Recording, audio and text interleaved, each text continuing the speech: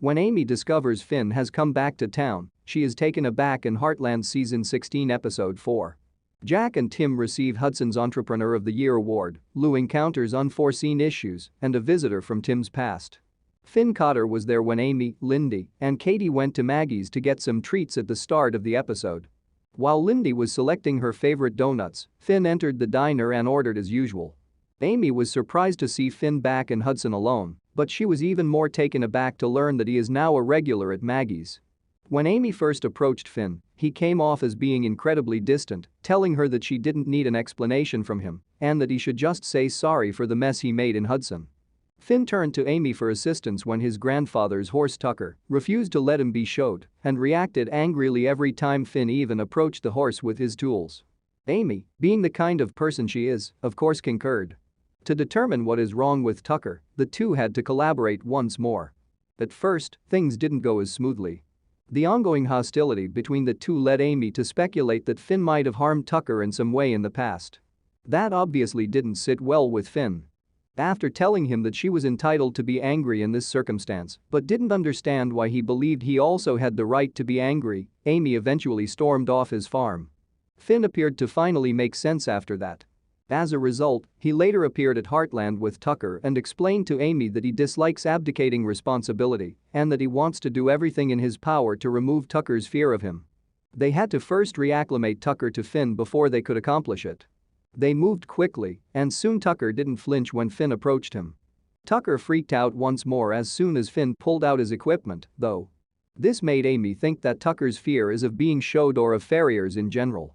Amy's suspicions were only confirmed when Finn revealed that Don Bowman, also known as Brutal Bowman, had made Tucker's shoes earlier than him.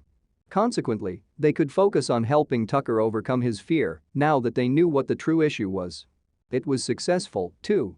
Finn was soon able to shoe Tucker as he intended with Amy's assistance. Additionally, the entire process assisted Amy and Finn in rekindling the initial spark that was so evident in Season 15. Heartland Season 16 Episode 4 featured several scenes with Amy and Finn where it was obvious that they were attracted to one another. However, there was some animosity between the two as a result of Finn's abrupt departure, which also caused Amy issues with her clientele. The spark between them returned as soon as Finn got over himself and stopped being so defensive when Amy confronted him about how he left things in Hudson.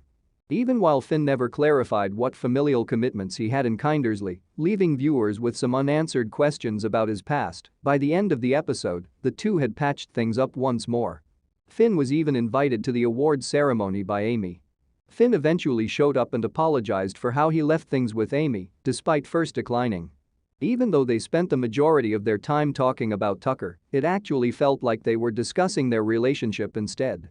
And in my opinion, the photo Jessica snapped of them while Finn was finally shooing Tucker, in which Amy and Finn were gazing intently into each other's eyes, revealed everything we needed to know about their affections for one another to us, as well as Jessica and Tim, who saw the shot.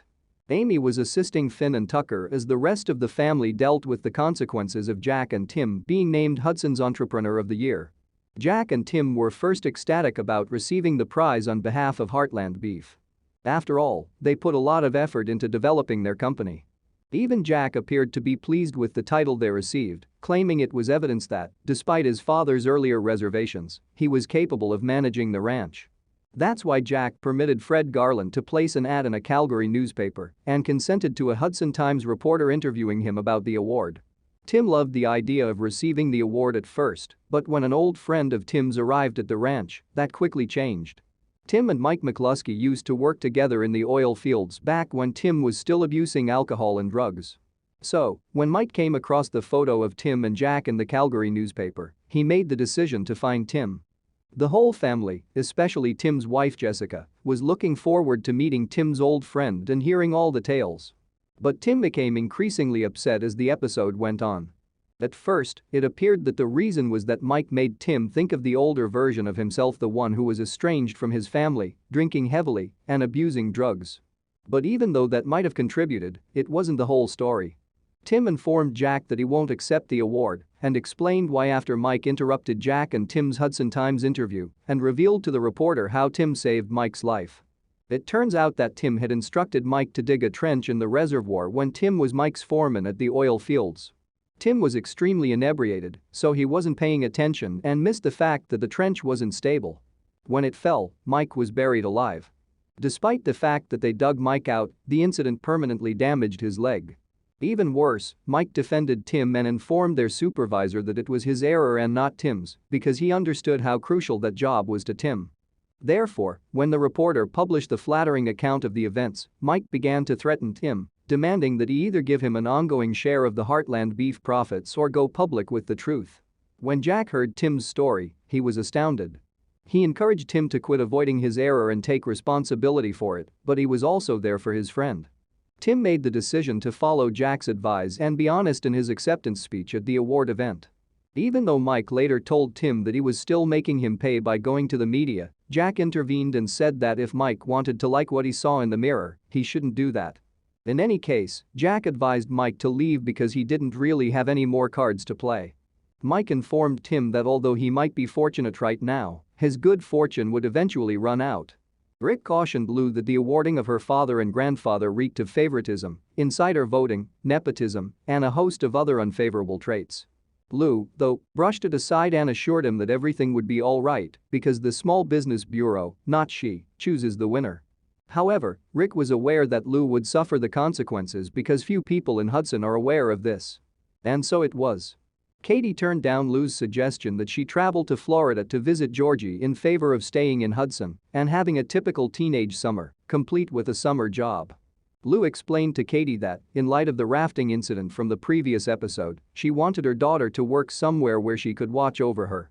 And that's when Katie discovered that people weren't only acting strange around her, they were also griping about how the mayor of Hudson was no longer around and only returned for the award ceremony, which she had rigged to benefit her own family. Even yet, Lou continued to laugh it off, claiming that it was impossible to please everyone in Hudson and that just a small number of individuals had decided to be unhappy about both Lou's frequent absences and the prize Tim and Jack received. Even when Katie informed her that it felt more than that, she still feels it. However, Katie realized that something was seriously wrong when Maggie's was almost vacant on the day of the award ceremony, even at lunchtime. She was correct, though, since there were leaflets on Maggie's door that read, "No more family first for Fleming and missing mayor," and featured a red prohibition symbol over a photo of Lou. Lou was ultimately drawn to that. After realizing what Rick and Katie had been telling her all along, she began to repair the damage. After all, a mayoral election was approaching, so they needed to do everything in their power to win back the public's favor with Lou. She first made an effort to convince Fred Garland to honor Tim and Jack with the prize. Lou chose to perform herself when Fred declined due to stage fear. She therefore addressed the town's issues during her speech and made a commitment to improve. But when Quinn called Lou at the end of the night to inform her that Georgie is in the hospital unconscious after a fall at one of her jumping acts, it severely derailed her intentions to keep her word. As a result, Rick was left in charge while Lou boarded the first aircraft to Florida to be with her daughter.